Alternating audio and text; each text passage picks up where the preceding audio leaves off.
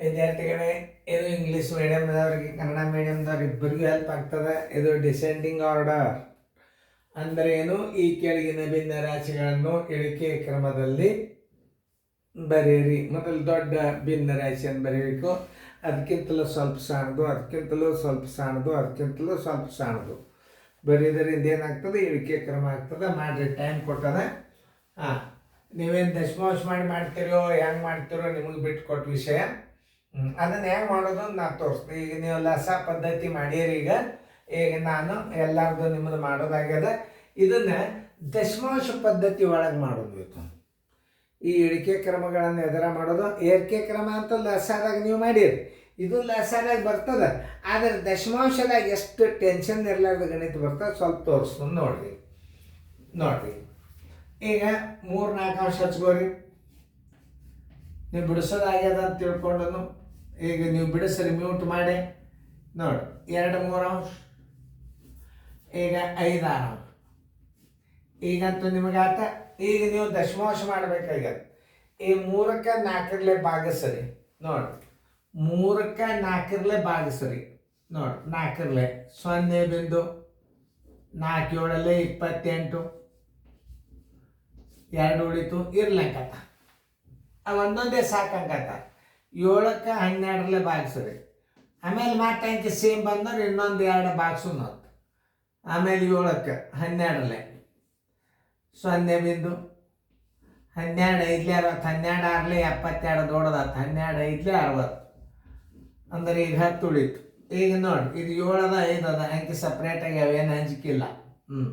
2ಕ್ಕೆ ಮತ್ತು 3ಕ್ಕೆ ಭಾಗಿಸ್ರಿ ನೋಡಿ. 0.0 3 6 18 ನೋಡಿ. ಎಲ್ಲ ಅಂಕಿಗಳು ಬೇರೆ ಬಂದು. ಇಲ್ಲಿ 6 ಬಂತು, ಇಲ್ಲಿ 5 ಬಂತು, 7 ಬಂತು. ಬಿಟ್ಟು ಈಗ 5ಕ್ಕೆ 6 ಭಾಗಿಸ್ರಿ. 0.0 ತಗೋರಿ. 6 8 48 ನೋಡಿ. ಎಲ್ಲ ಏನಾದ್ರು ಅಂಕಿಗಳು ಬೇರೆನೇ ಬಂದು. ಸೇಮ್ ಇನ್ನೊಂದು ಇಲ್ಲಿ 6 ಬಂದಿತ್ತು ಅಂದ್ರೆ ಇನ್ನೊಂದು ಅಂಕಿ ಭಾಗಿಸ್ಬೋರಿ. ಲಾಸ್ಟ್ 3 ಅಂಕಿ ತನಕ ಭಾಗಿಸೋರಿ ಸಾಕು, ಏನು ಬೇಡ ಭಾಳ. ನೋಡ್ರಿ, ದಶಮಾಂಶ ಮಾಡೋದು ನೀವು ಕಲಿಸಿದ್ನ. ದಶಮಾಂಶದಾಗ ಉತ್ತರ ಆಯಾ ಭಿನ್ನ ರಾಶಿಗಳಿಗೆ ಹಚ್ಚಿರಿ. 3ಕ್ಕೆ 4 ಭಾಗಿಸಿರಿ ಅಂದ್ರೆ ಇದ್ರದ್ದು 0.7 ಬಂತು. ಆಮೇಲೆ ಇದ್ರದ್ದು 7ಕ್ಕೆ 12 ಭಾಗಿಸಿರಿ 0.5 ಬಂತು.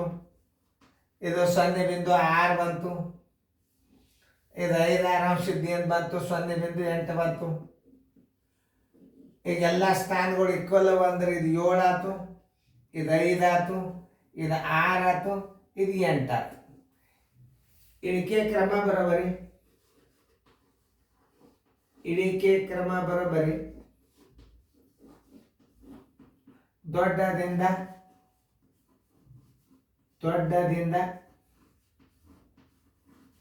ಚಿಕ್ಕದು. ಮೊದಲ ದೊಡ್ಡ ಅಂಕಿ ಇದ್ದದ್ದು ಬರೀರಿ.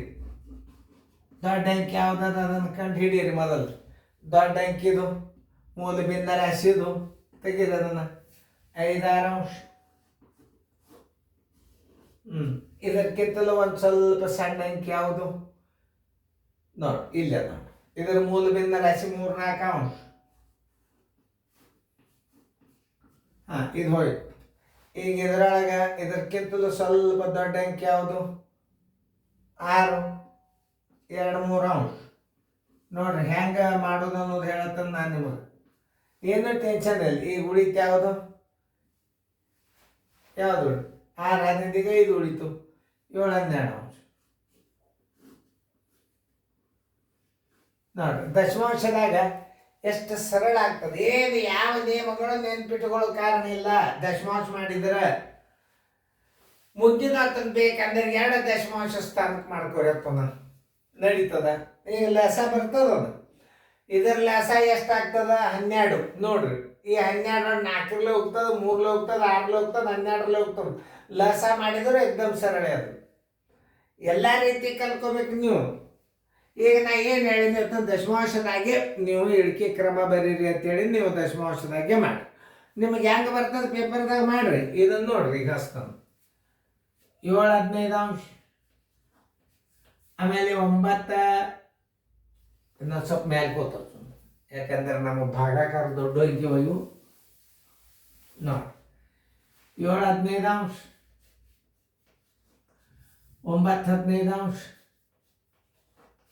4 5 11 20. ಈಗ ನಿಮಗೆ ಏನು ಬೇಕಾಗ್ಯದ, ಇಳಿಕೆ ಕ್ರಮ ಬೇಕಾಗ್ಯದ. ಈಗ 7ಕ್ಕೆ 15ಕ್ಕೆ ಭಾಗಿಸ್ರಿ, 7ಕ್ಕೆ 15ರಲ್ಲೇ ಭಾಗಿಸ್ರಿ.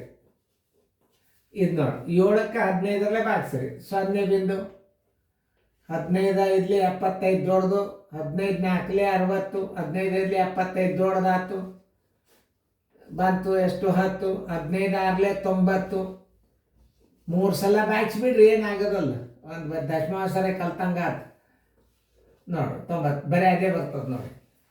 ಇದರ ಸ್ಥಾನದಲ್ಲಿ ಪ್ರಕಾರ 0.466 ಇಡ್ರಿ. ಇನ್ನು 9ಕ್ಕೆ 15ಕ್ಕೆ ಭಾಗಿಸ್ರಿ ನೋಡಿ 0.0 15 6 90 ನೋಡಿ 0 ಬಂತ. ಇಲ್ಲಿ ಎಷ್ಟು ಸ್ಥಾನ ಮಾಡ್ಕೊಡ್ರಿ, 3 ಸ್ಥಾನ ಮಾಡ್ರಿ ಅಂದ್ರೆ ಇವು 3 2 0 ಕೊಟ್ಟು ಬಿಡ್ರಿ. 0.600 ನೀವು ಸ್ಥಾನ ಭರ್ತಿ ಮಾಡ್ಕೋಬೇಕಿಲ್ಲ. 4ಕ್ಕೆ ಮತ್ತು ಎಷ್ಟಕ್ಕೆ 5ಕ್ಕೆ 0.5 8 40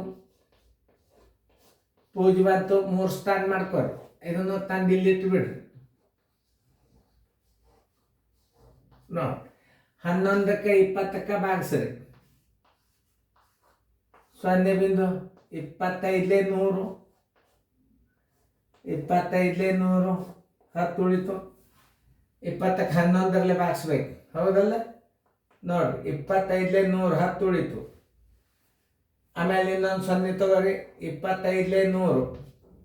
ಹುಷಾರ, ಇಲ್ಲಿ ಕೇರ್ಫುಲಿ ಆಗಿರ್ರಿ.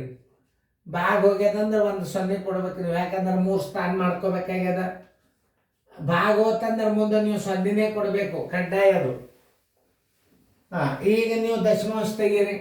466. ಇದರ ದಶಮಾಂಶ ತೆಗೀರಿ 600 ಆಯ್ತು. ಇದರ ದಶಮಾಂಶ ತೆಗೀರಿ 800 ಆಯ್ತು. ಇದನ್ನ ದಶಮಾಂಶ ತೆಗೀರಿ 555 ಆಯ್ತು. 550. ಇಳಿಕೆ ಕ್ರಮ ಬರೋಬರಿ, ಇಳಿಕೆ ಕ್ರಮ ಬರೋಬರಿ. ದೊಡ್ಡದಿಂದ ಚಿಕ್ಕದು, ದೊಡ್ಡದಿಂದ ಚಿಕ್ಕದು.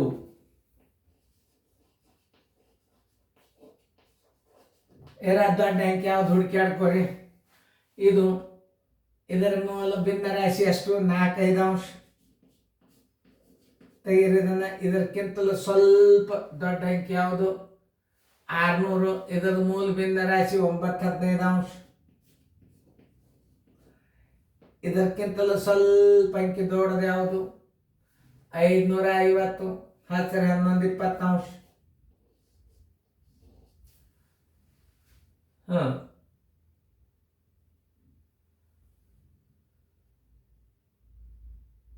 ಈಗ ದೊಡ್ಡ ಅಂಕೆ ಹಚ್ಬೇಕು. ಮೊದಲು ದೊಡ್ಡ ಅಂಕೆ ಯಾವ್ದು ಹಚ್ಚಿದ್ರಿ, 800 ಹಚ್ಚಿದ್ರಿ, ಓಕೆ.